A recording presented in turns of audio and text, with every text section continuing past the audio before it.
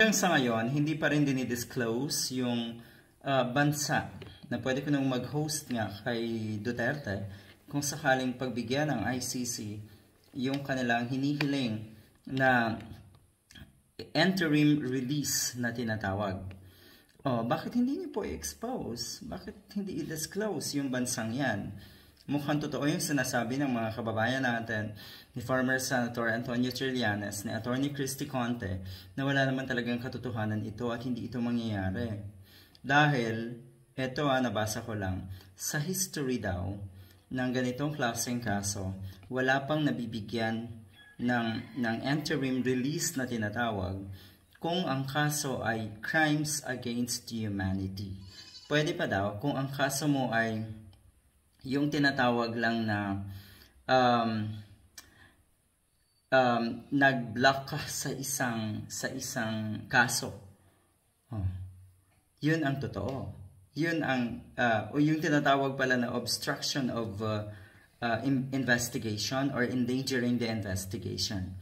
Yun pala lang ang according to history, yun lang daw ang nagkaroon ng chance yung mga taong may kasong ganon ang nabigyan ng interim release na tinatawag. At etong hiling na ito ng kampo ni Duterte ay napakalayo daw sa katotohanan.